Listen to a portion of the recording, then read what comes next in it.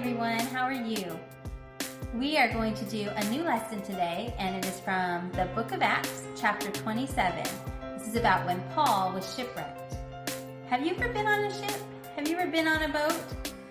Well, we are going to do a little story, and I really need your help. So come along with my boys and their little Lego friends. All right, see you soon. Let's pretend we are traveling with Paul today. I'm going to need your help. People in Jerusalem were angry with Paul for telling about Jesus. Those people put Paul in jail. Then Paul was put on a ship going to Rome. So here's our ship. You can pretend that we have a ship too.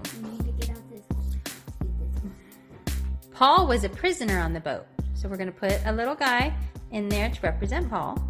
Can I take it out? Just put the guy in there. And there were other prisoners, and there were Roman soldiers and other sailors. So we're going to put some other people in the boat too. Paul was not alone.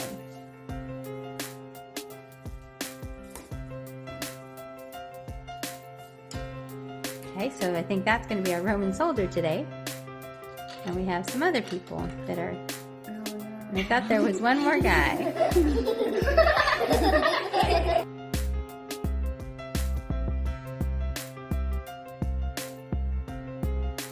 Do you know what happened next? Well, our actors are going to play different parts, and let's find out. All right, these guys are the rowers. So can everyone pretend to be a rower? There are probably over 200 men who were powering this boat. This is the soldier who's in charge of this voyage. He's in charge of Paul. Hey, Paul. You say hi? Hi. Our prisoner and all the other prisoners. And he also tells the rowers when to row. Row. Row. As this ship was sailing for Rome, the weather got bad. When the ship was close to the town of Lasea, Paul said, "We need to stop here. It's too dangerous to go on." But the soldier in charge ignored Paul's good advice and decided to go on. That way.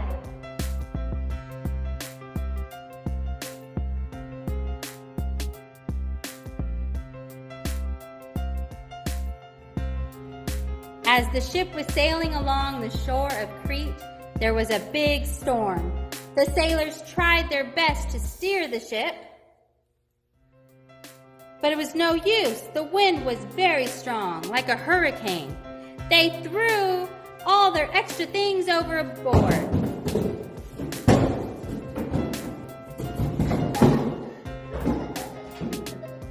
They thought that would help, but it didn't. No one thought they would live through the storm. Hey, if you were on this ship, would you be scared? Paul stood up. He encouraged the people and said, "Men, we will not die.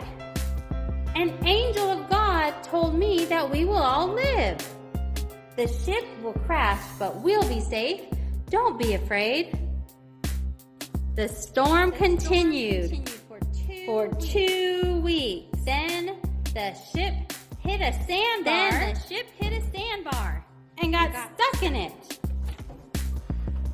The ship started to come apart. The soldier in charge ordered everyone who could swim to an island in the distance. Some people swam. Others grabbed pieces of wood and floated to the shore. Quick question. Would you have been a person who swam to shore or taken a piece of wood and floated ashore? Either way, on this shipwreck, all 276 people survived. The passengers learned that they were on the island of Malta. They were cold, wet, and hungry, but the people on the island built a fire and welcomed them. I'm Publius. Publius was the leader of this island, and he even asked Paul and some of the others from the ship to stay in his home for 3 days.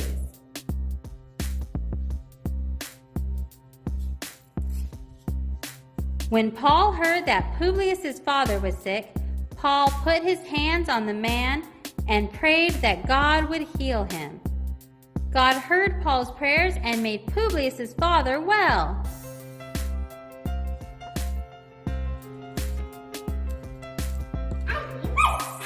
Soon, all the sick people on the island came to Paul, and they were healed too. After 3 months, Paul and those with him left. The people on the island gave them everything they needed for their trip to Rome, such as